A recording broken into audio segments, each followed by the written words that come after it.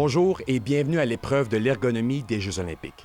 C'est un jour très excitant car l'épreuve de la médaille d'or de l'ergonomie est sur le point de commencer. Et corrige-moi si je fais erreur, Roger, mais c'est la dernière année que l'ergonomie est présentée en démonstration aux Jeux olympiques. Effectivement, Robert. Dès l'an prochain, l'ergonomie sera une épreuve olympique à part entière. Les gens commencent enfin à comprendre l'importance de l'ergonomie. Le corps humain est une merveille d'ingénierie. Mais tout comme une machine, un bon entretien et un bon fonctionnement sont nécessaires pour réduire l'usure et les pannes. Lorsqu'un muscle est fortement contracté pendant une longue période, il est plus difficile pour les vaisseaux sanguins de capter les nutriments et de rejeter les déchets en raison de la pression exercée par la tension musculaire. Le manque d'oxygène et l'accumulation de déchets peuvent causer une sensation de malaise dans le muscle. Cette sensation peut se manifester par la douleur, une brûlure ou la fatigue, et c'est le signe qu'il est temps d'arrêter, de changer de position ou d'activité. L'ergonomie consiste à rechercher des façons de rendre les mouvements du corps plus sécuritaires et plus efficients sur le plan énergétique.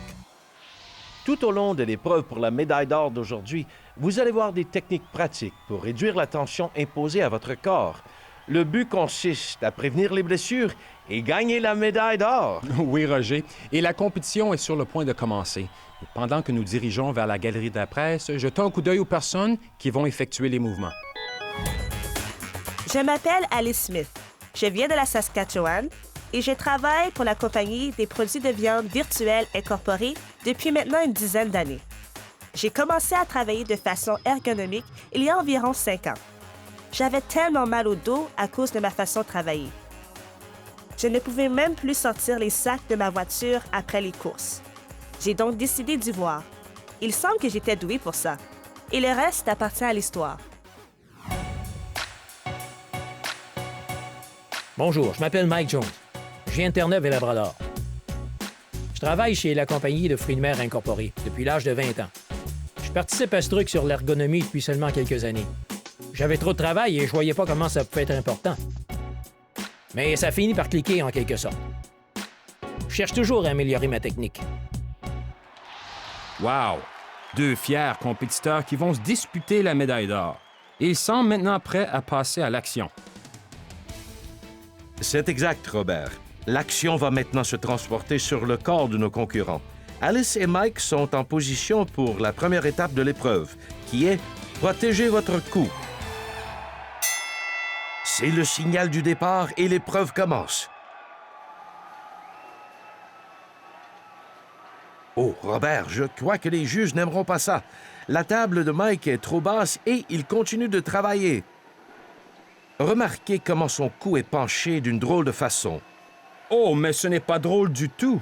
À la longue, ça va lui faire mal, Roger. Mais Alice est très bien partie. Les juges vont apprécier. Ce poste de travail est trop haut pour elle, mais elle a trouvé quelque chose sur quoi monter. Maintenant, elle peut mieux voir son travail sans avoir à étirer le cou. C'est important, Roger. Les travaux légers ou de précision devraient être exécutés à l'auteur du coude. Les travaux plus lourds ou moins précis peuvent être exécutés à une hauteur entre les hanches et la taille. Il semble que Mike ait le problème inverse. C'est un grand bonhomme. Son plan de travail est donc trop bas. Il va payer pour. Mais attends, il a trouvé quelque chose. Je ne peux pas le croire. Il va surélever la plateforme. J'ai déjà vu monter des tables à pied télescopique, mais j'admire l'ingéniosité de ce gars-là. Ça marche. Leur technique est tout simplement remarquable. À ce moment-ci, le travail s'exécute sous leurs yeux. Tu vois comment leur menton est légèrement incliné et comment ils regardent sans avoir à tirer le cou vers l'avant? On peut dire que ces deux-là tiennent le coup pour le moment. Un bon point, Robert.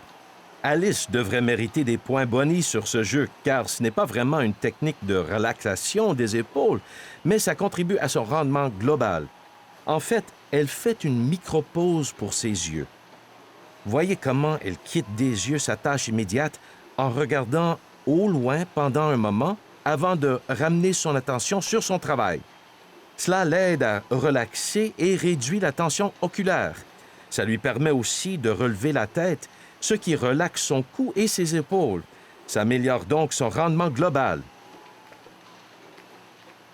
Voilà une technique classique, mais peu utilisée.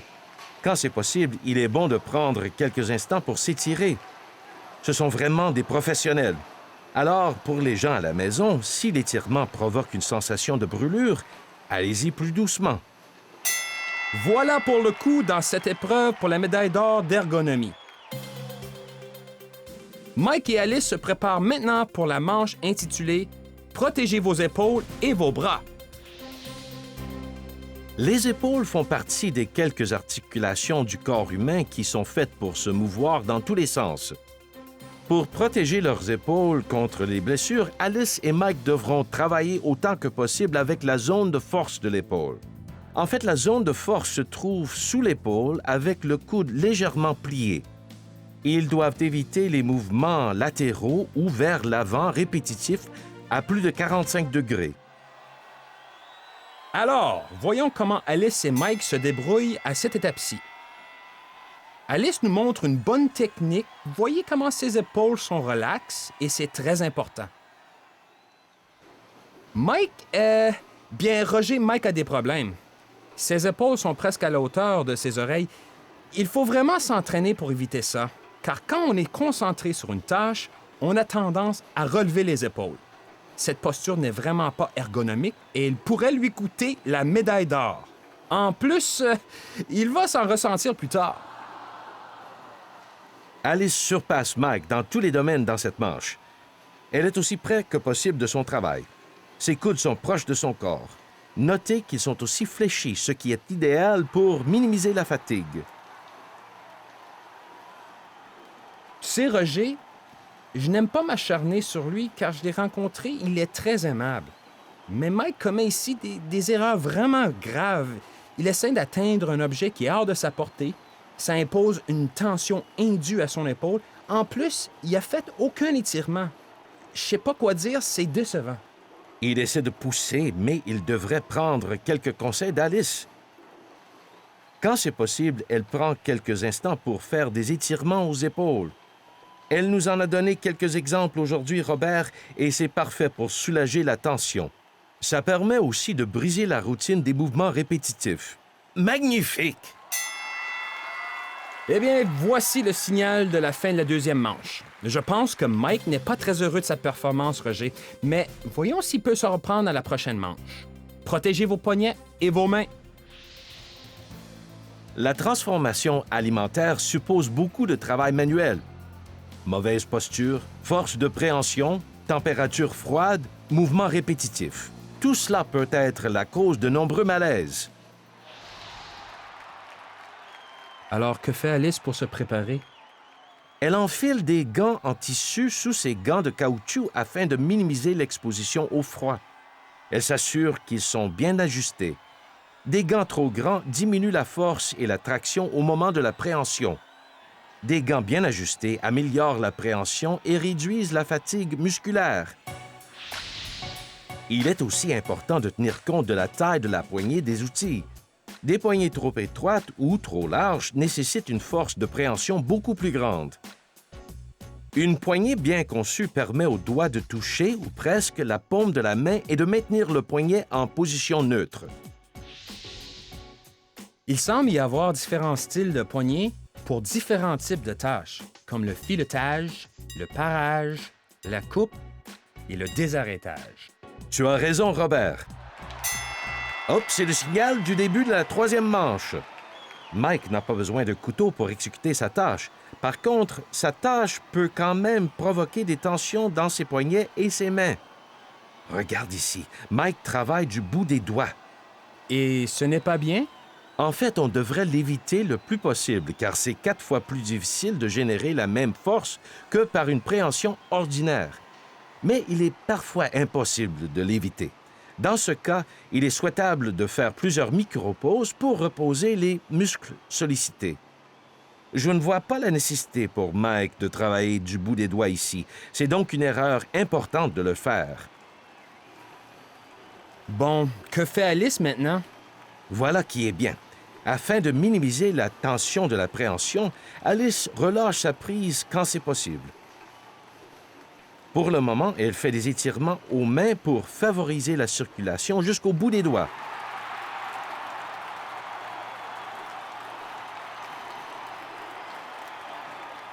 Alice semble s'éloigner de son poste de travail. Voilà un geste audacieux. Quel est son plan? Tu te souviens qu'on a parlé des effets des températures froides? Eh bien, il semble qu'Alice trempe ses mains dans l'eau tiède et qu'elle les masse pour stimuler la circulation. On peut faire cela régulièrement pendant son quart de travail. Cela améliorera sa productivité et son confort, sans parler de ses chances de remporter la médaille d'or. On dirait que Mike fait quelque chose de bien cette fois. Oui, il a bien amélioré sa prise depuis la dernière fois qu'on a regardé dans sa direction. Voilà qui est beaucoup mieux pour ses mains et ses poignets.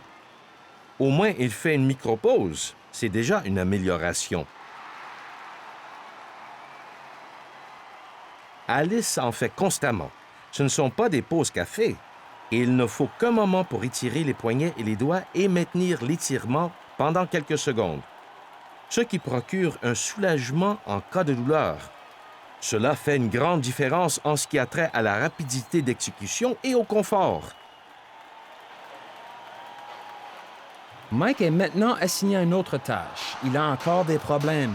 Il ressent de la douleur en raison de la pression directe sur la paume de la main et des effets de l'impact de battage. Que pourrait-il faire différemment dans ce cas-ci, Roger? Mike doit revoir la façon dont le travail a toujours été accompli afin d'éliminer certains facteurs de risque de blessure. Mike est l'expert à cette tâche. Il devra donc utiliser ses connaissances en ergonomie pour améliorer la façon de l'exécuter. Voilà, Roger, c'est la fin de la 3e manche. Nous voici donc rendus au dernier doigt des épreuves pour la médaille d'or d'ergonomie. Il ne reste plus que 2 manches. La prochaine, protégez votre dos.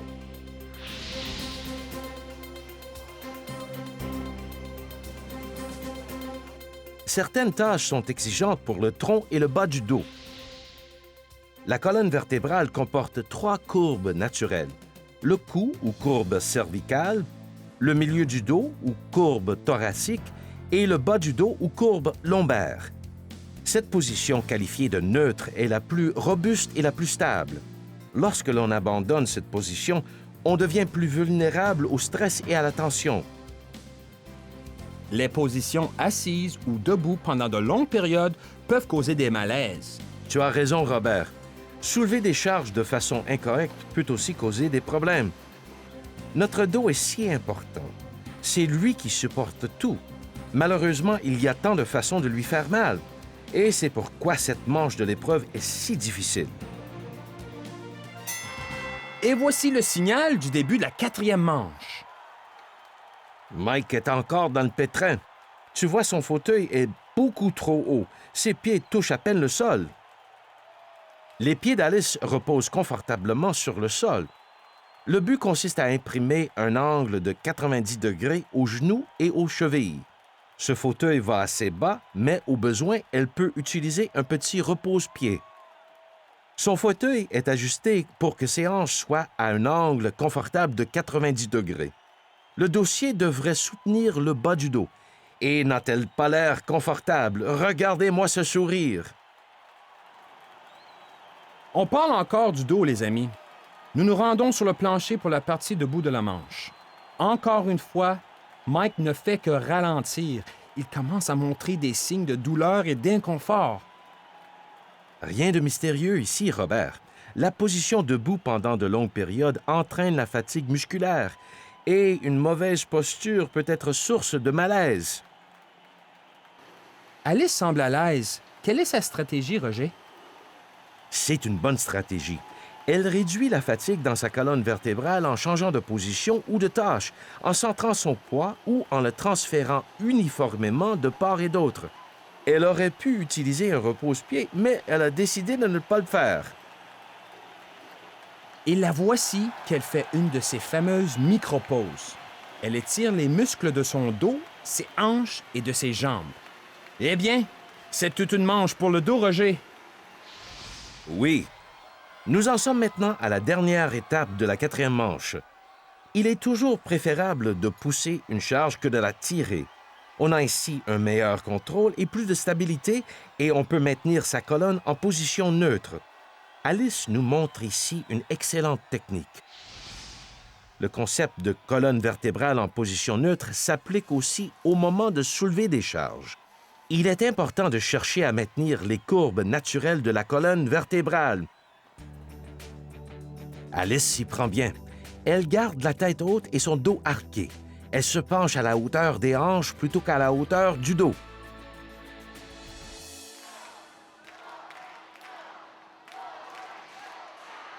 Ouh, ça ne va pas bien pour Mike. Il a soulevé la charge avec son dos. Il va s'en ressentir. Selon la tâche à accomplir, il y a différentes façons de soulever les charges qui permettent de maintenir la colonne en bonne posture. Et nous avons la chance de pouvoir observer Alice qui nous montre ici le soulèvement accroupi qui permet un appui sur une base solide. Notez que le soulèvement commence par les jambes et que les muscles abdominaux sont sollicités. Elle maintient la courbe de sa colonne lombaire pendant tout le soulèvement. Voyons un peu la reprise. Elle rapproche la charge de sa taille. Elle pourrait aussi la rapprocher de sa poitrine pour varier. Elle garde la tête haute, regarde droit devant et garde ses épaules vers l'arrière. Ça ressemble au soulèvement à 3 points. C'est exactement ça. Les pieds sont écartés pour donner plus de stabilité au moment de soulever des charges très lourdes ou encombrantes.